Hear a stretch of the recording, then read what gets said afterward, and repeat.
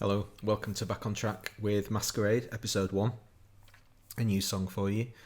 And this is actually a very old song. I've had parts of the music for this for years and years, and finally just started to figure out what to do with it. Pauline laid the vocals down last night, so they're brand new.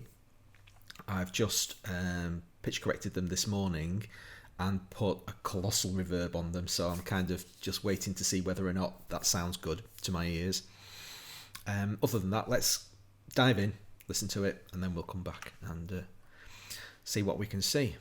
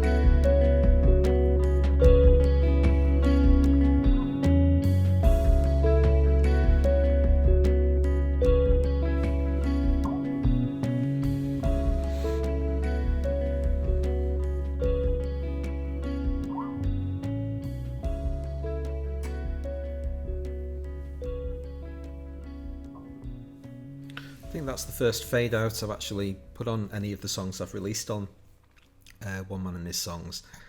For the longest time I thought fade outs were a cheat, just a lazy way of ending a song. But I was reading an article with, I can't remember who it was now, that's going to annoy me. It might have been Paul McCartney. The point that the interviewee was making was that fade outs are fine. In the right place, in the right context of the right song, they're actually what you want. And this is exactly the case here. It could have a finished, polished end, but I actually want it to have that that dreamy kind of disappearing into the void. And there's a couple of little articulations on the bass as things are getting really, really quiet that I like on fade outs when they're done properly. So I quite like that. So having concluded a short while ago that I shouldn't actually describe lyrics and what they mean to me, I'm actually deliberately going to leave this one blank. I'll post the lyrics on my website, and you can by all means go over and have a look at them and make of them what you will. But the song is very much double-edged, and that's the whole nature of the Masquerade in the song, that the devotion that's being expressed by the object of the song towards the subject is not what it seems at all. Anyway, the music was born primarily out of the guitars. This was one where it started with the guitars, and I came up with these couple of lines. Now I'm going to solo them, and you'll hear what's wrong with the guitar lines, because I use this, I call it my sketchbooking method, where I'll cycle round for a certain number of bars. In this particular case, when I did it, I've actually chopped them away too brutally, and the sounds just stop really, really harshly and need to be fixed. And it's a great shame, because I really like the guitar sound itself, and I'm not quite sure how I'm going to fix it. I'll show you what I mean.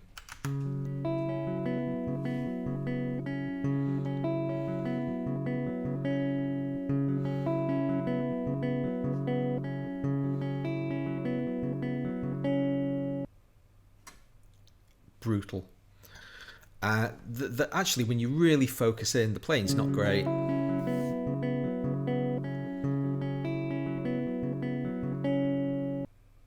So they need to be re-recorded, because obviously that's out of order.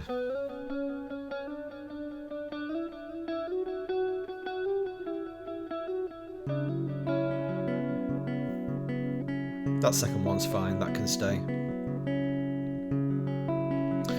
So it's got this very kind of dreamy guitar line underneath that I really like and want to be the bedrock of the song. And then we've got the keyboard sounds that come up around it. So this Syntronic sound, which is based on the SY99, I never owned one. I owned an SY22, Yamaha SY22, back in the early 90s, and it was my first real synthesizer proper workstation. But I could never afford the full-blown 99, so to get the VST of it is quite a joy. And when I was fiddling around, I came across this quite spooky sound, and this really informed the subject of the lyrics. So I had music that had been written years before. These guitar lines are years old, but I sat around basically unused. So when I came up with this keyboard line on top, it started forming the subject of the song, and we get this kind of nefarious undertone to the whole thing. What else have we got? Don't even know what this is. What are these chords? More guitar.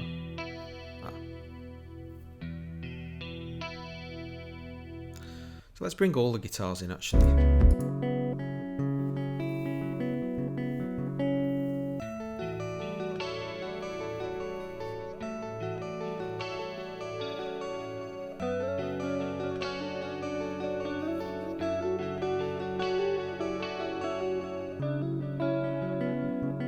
You can hear that sample click. Great shame.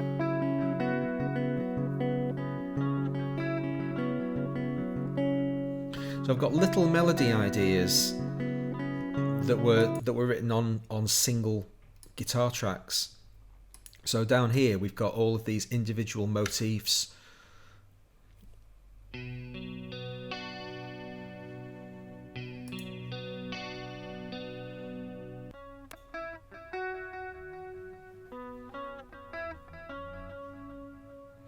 And when you add them all together, then they form the composite sound that goes to make something that's quite nice.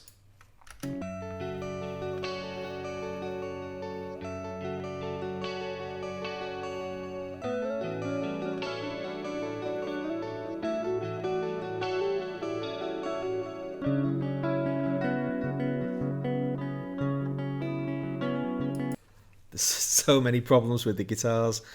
Oh my. Lots of things about them that I absolutely love, and then you hear those horrendous level differences and all the sample clicks with the bits being cut too harshly. So much work to be done to actually get this song sounding good, but the heart of it is nice. I like it.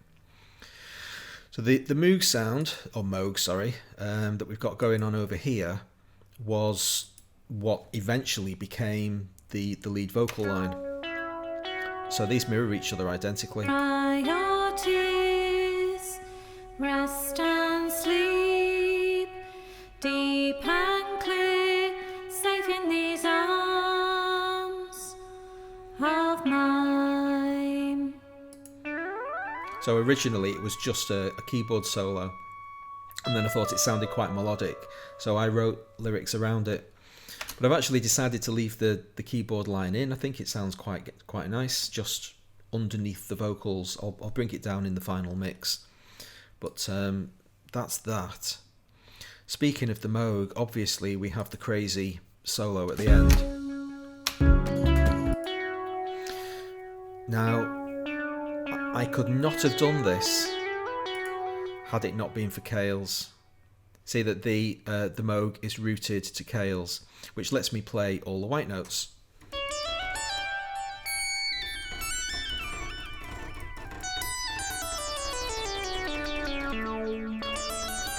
I can't play the C sharp Locrian scale quickly on the black keys because there's loads of black keys. But I can play it pretty quick on the white keys. So this solo was basically played live, and then a little bit of editing and fiddling, but it's basically me just mashing the white keys as fast as I possibly can.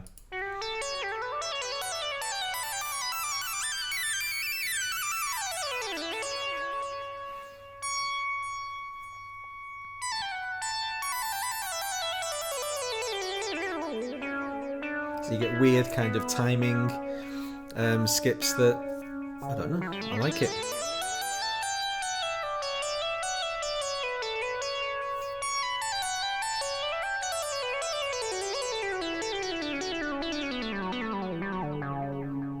It's kind of cool. Listening to it just on its own with no other music sounds a bit weird. But anyway, so that's my first real keyboard solo. In fact, probably the first genuine out-and-out keyboard solo I can ever remember playing. You know, I am a guitarist who plays keyboards to fill out songs and make them sound full. So I thought, right, I'm gonna really have a go at writing a keyboard solo, so that's what I came up with. The bass is nice, but it's going to have to be probably re-recorded because, again, this song is so old. I didn't own my Fender Jazz when I recorded this. This was recorded on a Squier precision bass, which was a lovely thing, but a little bit too lacking in any top-end definition. It's really quite just a bit too dull. So my choices are to either re-record it or to find some way to get treble in over the top by duplicating it and doing crazy things with the sound. I haven't decided yet, but it's reasonably well played and I quite like it.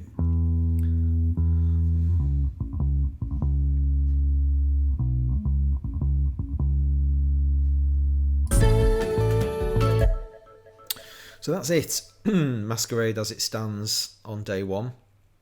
It's probably like 10 years old, but day one for us. So we'll see how it goes. Obviously, it's quite well developed. You know, I've introduced this one to you quite far down the line, but there are many technical corrections to apply to this song. The guitars, their heart is in the right place, but